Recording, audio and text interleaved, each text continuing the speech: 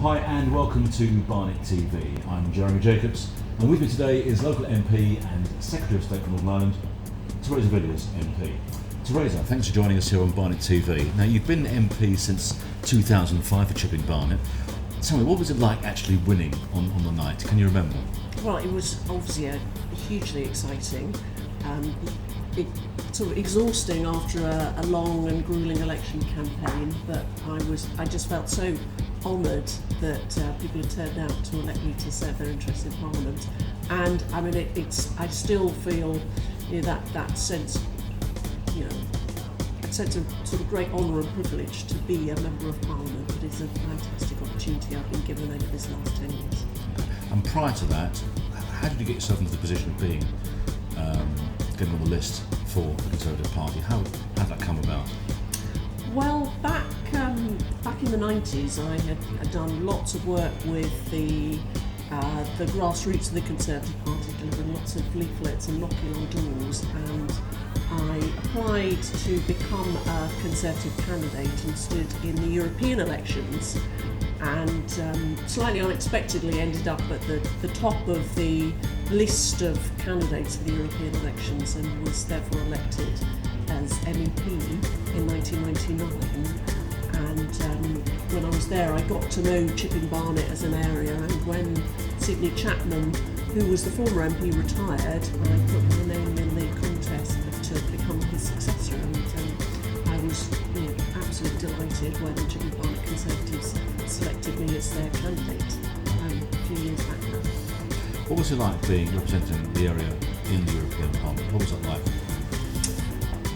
Well, it's a very interesting job as a member of the European Parliament. You do get to have a real sort of say over the outcome of the debate on the regulation that gets considered there. But it has its frustrating side because as we all know in this country, there is many in Brussels want to take the European Union towards a kind of political union, ever closer union, which is something that very few of us in this country feel is the right direction, and obviously it's one of the reasons why the Prime Minister is renegotiating our relationship with Europe. But it taught me a great deal about politics, and I found it an interesting role, but frustrating always to see this pressure for more and more powers being transferred to Brussels, which is something that I couldn't support.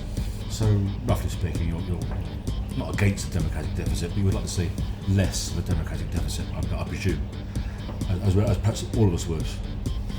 Certainly, Europe needs to reform. There is absolutely no doubt about that. We need significant change in our relationship with the EU. And how did you actually get into politics? What was the driving force? Was there one seminal moment that sort of got you into that particular path? I wanted to make a difference. I wanted, sort of looking ahead, I thought when I'm getting towards retirement age, I want to be able to feel that I've done something worthwhile with my life, to have contributed to society. And so that was really the driver, and I had a sort of long-term interest in politics. I'm not sure that there was a single issue or a single moment that made me decide that this is what I wanted to do. But it's the very sort of simple wish, actually, to do something worthwhile to make a difference. And in the 10 or so years you've been MP for Chipping Barnet, what do you think has been your biggest achievements in the local area? Well, I am very pleased that the upgrade of the London Underground is going ahead, significant improvements to the Northern Ireland. I've always also been very focused on doing everything I can to ensure that we have effective efforts against crime in this area, so I campaign for more police officers, and we still have these very successful local police teams for each ward. They've recently been retained by Boris Johnson, and I think that's crucial. Also, I have been very involved in protecting our green spaces, which is a crucial part of our quality of life here in the suburbs. There are swathes of green belt in my constituency, and I have always opposed any attempts to build on those green spaces. And I think it's right that we have our new homes, but they're on the brownfield sites where new homes are suitable, and we retain sake of Barnet and for the sake of the capital as a whole, the Greenbelt performs a hugely important function. And for the rest of this Parliament, what do you hope to achieve in the area? Well, I want to see the gaps in fast broadband coverage filled in High Barnet in particular. There we have, I think these days most people recognise that access to fast broadband is pretty much an essential utility. It's very difficult to do without it. And my constituency as a whole is pretty well covered by that. Most people can subscribe to these services.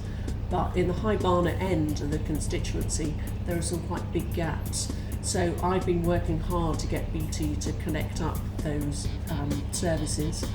I'm also, really focused on, the best public transport, of course, for constituents. That's a long-term interest of mine. I was Transport Minister in government as well.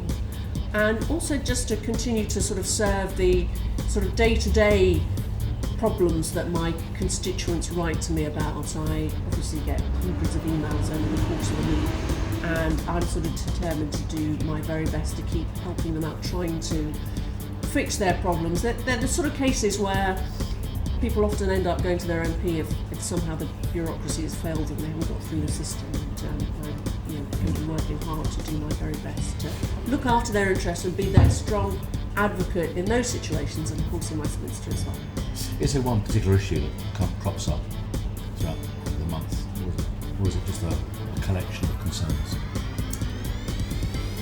It varies. There are obviously a lot of sort of political email campaigns that get generated by various websites, and there's a whole range of topics that can come up with those. In terms of the constituency postbag, I think it's sort of fairly typical London mix of, people often need help with housing issues, welfare issues, immigration, that kind of thing. So there isn't one, not for the moment, there isn't a single issue which is dominating my inbox. It's a wide spectrum of things. Yeah. Okay, so turning to your own personal ambitions, you said you wanted to make a difference. Secretary of State for Northern Ireland at the moment. Is it possible you could reach a higher office within government? I suppose anything's possible, but is that something you'd like to try and do?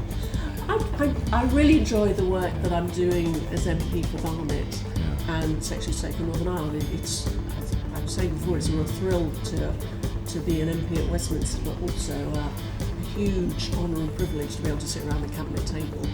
And Northern Ireland is a very special place. I feel I've been able to make a difference there in brokering 2 cross-party agreements which prevented a significant period of instability in Northern Ireland politics. So I've really enjoyed it, happy to carry on doing it. That's great. And how often do you get to Belfast? Is it once or twice a week, once or twice a month? How does that happen? What's your average constituent? I'm there for part of every week, and it varies for how long. Sometimes I have to do 2 trips in a week, but it's generally best if at all possible to. How do you fit it all in, all that, and your surgeries each week? Oh well, I just have to organise my time very efficiently. It is possible, obviously modern communications helps. It does mean that I don't get a lot of leisure time, has to be said. Which brings on to my next question. When you have leisure time, what is it you like to do? Well, I do a little bit of cycling, but I think the main priority when I do have a bit of time off is just to spend some time with friends and family, because I sometimes worry that I neglect them given the workload that I have. So when I do get free time, it's nice to look after them and spend time with them. What do you find the most frustrating thing about being an MP? I think it's the hours are long. I think that's a sort of tough side of it. I mean, thankfully we don't have to, we're generally not voting late into the night as MPs used to in years gone past, but it's still pretty relentless. Hour after hour, it takes up many evenings, and over the course of weekends, there's always more work to do. So it's a fantastic privilege to be able to do it, but it certainly it does, it can be pretty exhausting being it. And what's the most enjoyable thing about being an MP? I think I like the community events, the constituency side of the work. I think it's a lot of fun. You get to see brilliant charities doing great work, and it's people tend to be so pleased to see that their MP has turned up, taken an interest, and it's really heartwarming to see the great work done by charities and volunteers throughout the constituency. So you've got a wide brief then, semi-national, local. I mentioned before, you're quite happy, but if there were to be another job that came up, I don't know, Foreign Office or transport again, because I'm sure you enjoy that, didn't you? Would you consider looking at that? Or perhaps you won't get the opportunity, I don't know. With these things, one doesn't generally get much of a say in those kind of decisions. But I love serving in the government, and if that carries on, that's brilliant. Happy to do whatever role the Prime Minister thinks is appropriate for me. Do you get to see him much?